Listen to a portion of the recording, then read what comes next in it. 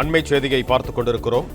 தென்காசி மாவட்டம் கடையநல்லூரில் 2 பேருந்துகள் நேருக்கு நேர் மோதி விபத்து ஏற்பட்டிருக்கிறது.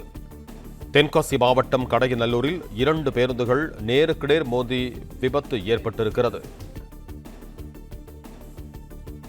பேருந்துகள் மோதிய இந்த விபத்தில் 40 பேர் காயமடைந்திருக்கிறார்கள். அவர்கள் மருத்துவமனையில் அனுமதிக்கப்பட்டிருக்கிறார்கள்.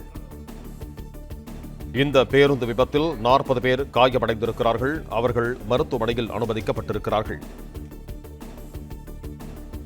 தென்காசி மாவட்டம் கடையநல்லூரில் 2 பேருந்துகள் நேருக்கு நேர் மோதி விபத்து ஏற்பட்டிருக்கிறது.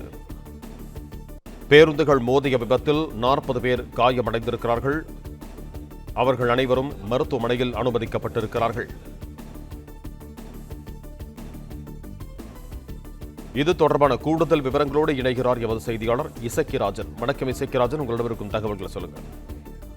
தென்காசி மாவட்டம் இடையால் அருகில் உள்ள துரச்சாமியாபுரம் பகுதியில் தென்காசியில் இருந்து ராஜபாளையம் நோக்கி சென்று கொண்டிருந்த தனியார் பேருந்தும் ராஜபாளையத்திலிருந்து தென்காசி நோக்கி வந்த தனியார் பேருந்தும் எதிர்பாராத விதமாக மலையில் நேருக்கு நேர் மோதிக்கொண்டது. இந்த விபத்தில் பேருந்தில் 2 பேருந்துகளில் இருந்த சுமார் 40க்கும் மேற்பட்டோர் படுகாயமடைந்துள்ளனர். இவர்கள் உடனடியாக தென்காசி அரசு மருத்துவமனைக்கு கொண்டு வரப்பட்டுள்ளனர். இந்த விபத்தில் ஒருவர் பலியானதாக தற்போது தகவல் வெளியாகியுள்ளது. இந்த சம்பவம் அந்த பகுதியில் பெரும் பரபரப்பை ஏற்படுத்தியுள்ளது.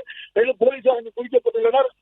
தொடர்ந்து ஆம்புலன்ஸ் அவர்களில் அதிக காயமடைந்தவர்கள் திருநெல்வேலி அரசு மருத்துவமனைக்கு கொண்டு செல்லும் பணிகளும் நடைபெற்று வருகின்றன.